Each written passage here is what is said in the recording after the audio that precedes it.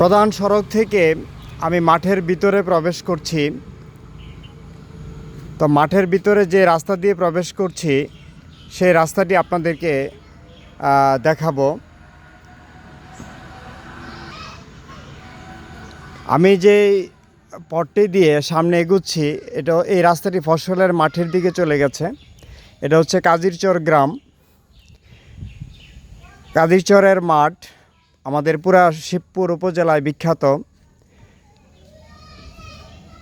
কিন্তু এই রাস্তাটি একসময় অনেক প্রশস্ত ছিল। এটা শুধু জমির আইল হিসেবে ছিল না, রাস্তাটি অনেক প্রশস্ত ছিল। কিন্তু এখন রাস্তাটি অনেক সরু হয়ে গেছে, চাপা হয়ে গেছে।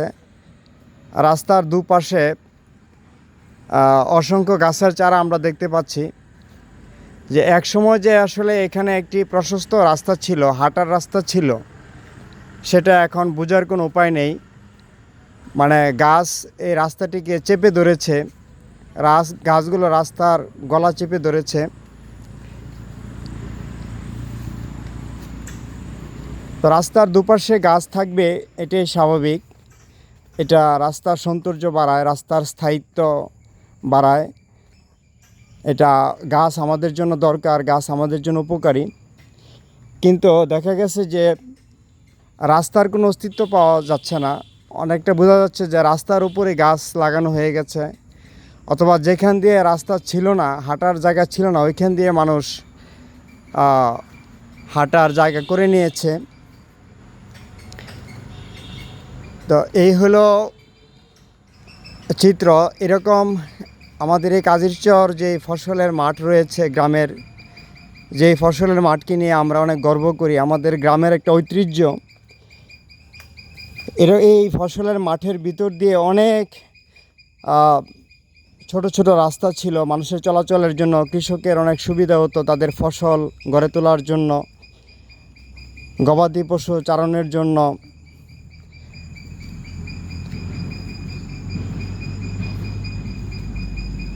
আপনারা দেখতে পাচ্ছেন আমরা এখন ফসলের মাঠটাকে আপনারা এখন দেখতে পাচ্ছেন। আমরা এখন মূল সড়কে চলে আসছি। এই যে রাস্তাটি দেখতে পাচ্ছেন সেটি একসময় আর অনেক প্রশস্ত ছিল। এখন এটা সরু হতে হতে দেখা যায় একসাথে দুইজনের হাঁটা কষ্ট হয়ে যায়, অথবা দুইজন যদি পাশাপাশি ক্রস করতে চায় তাহলে খুব কষ্ট হয়, একজনের গায়ে আরেকজন লেগে যায়। তারপরে রাস্তা দিয়ে যে গরু ছাগল এগুলি চলাচল নিয়ে আসা, ফসল নিয়ে আসা, এগুলি কৃষকের জন্য অত্যন্ত কষ্টসাধ্য বিষয় হয়ে দাঁড়ায়। আসলে মাঝে মাঝে রাস্তা যেখানে ছিল এটার অস্তিত্বই টের পাওয়া অনেকটা কঠিন হয়ে যায়।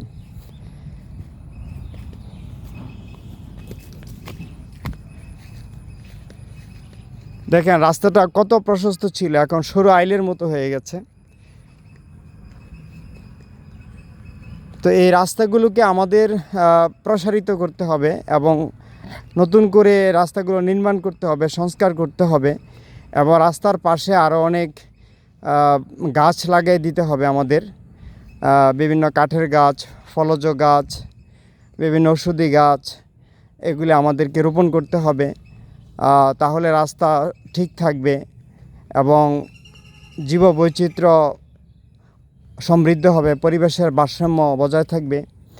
এই যে দেখেন সামনে যে রাস্তার অবস্থা, দেখেন রাস্তা পানি জমে রাস্তার কি অবস্থা হয়েছে। এখানে যে মানুষ চলাচল করবে তার কোনো ব্যবস্থা নেই, মানে পানি পাস হতে পারছে না, যার কারণে রাস্তা কর্দমাক্ত হয়ে গেছে।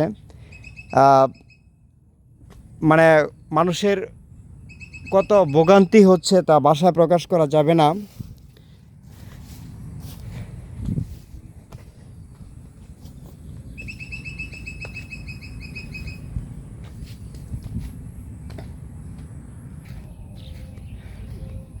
যাই হোক, অনেক কষ্ট করে কর্দমাক্ত অংশ পাড়ি দিয়ে আবার মূল রাস্তায় উঠে আসলাম। এই যে রাস্তার সর্বত্র একই অবস্থা, রাস্তা একবারে সরু এবং চাপা হয়ে গেছে। আপনারা দেখতে পাচ্ছেন এখানে একটি শিমুল গাছ। এই শিমুল গাছ আসলে এটা বয়স কত বছর কেউ বলতে পারে না। যাদের বয়স 100 বছর তাদেরকেও জিজ্ঞেস করা হয়েছিল যে শিমুল গাছটির বয়স কত। তারাও বলেছে যে তারা যখন ছোট ছিল তখনও তারা এই গাছটিকে দেখেছে।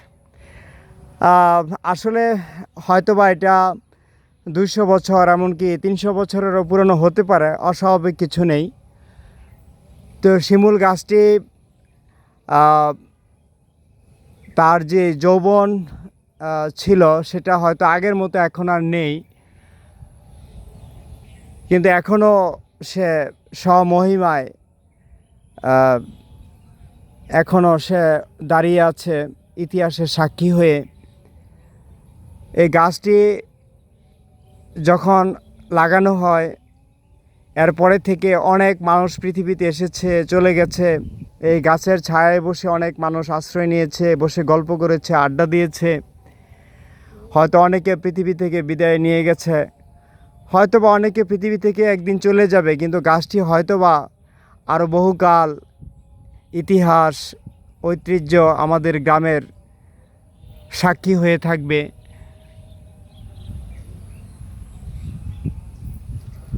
তো এই ধরনের গাছ রাস্তার পাশে থাকলে অনেক সুবিধা আছে।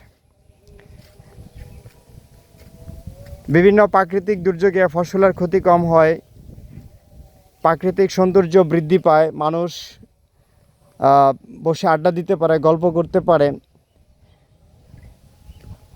জমির ধান কেটে মানুষ রাস্তার মধ্যে রাখতে পারে, ফসল বিভিন্ন সহজে তারা কৃষকরা গড়ে তুলতে পারে।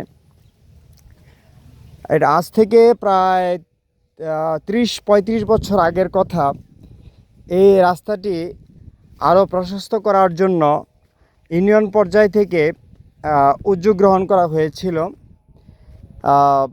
কিন্তু কয়েকজন জমিদাতার আপত্তির কারণে শেষ পর্যন্ত রাস্তাটি প্রশস্ত করা হয় নাই। যাই হোক, এখন মানুষের মধ্যে অনেক সচেতনতা বেড়েছে যে মানুষের যোগাযোগের জন্য রাস্তার কোনো বিকল্প নেই, রাস্তার কোনো ক্ষতি নেই, বরঞ্চ রাস্তার উপকারিতাই সবচেয়ে বেশি। আমাদের সামান্য একটু ত্যাগের বিনিময়ে যদি রাস্তাটি সুন্দর করে নির্মাণ করা হয়, রাস্তার দুপাশে গাছ লাগানো হয়, তাহলে এতে করে আমাদেরই অনেক সুবিধা, ভবিষ্যৎ প্রজন্মের জন্য অনেক সুবিধা হবে। তাই আসুন আমরা কৃষকরা যারা আছি, স্থানীয় প্রশাসন এবং তথা সর্বোপরি আমাদের রাষ্ট্র, যাতে এই ধরনের ফসলের মাঠে যে সমস্ত ছোট ছোট রাস্তা রয়েছে সেইগুলো রাস্তাগুলো প্রশস্তকরণ, রাস্তাগুলো পাকাকরণ এবং যেগুলি রাস্তা নির্মাণ করা হয়েছে সেগুলি রক্ষণাবেক্ষণ করা, এই ব্যাপারে আমরা আন্তরিক হয়ে সচেতন হয়ে সোচ্চার হই। এতে করে আমাদের গ্রাম বাংলার যে ফসলের মাঠের সৌন্দর্য বৃদ্ধি পাবে, কৃষকরা উপকৃত হবে, যোগাযোগ ব্যবস্থা উন্নত হবে। আর বনায়ন কর্মসূচি চালু হলে আমাদের দেশের পরিবেশের ভারসাম্য রক্ষা হবে, সব কিছুতেই উপকার হবে।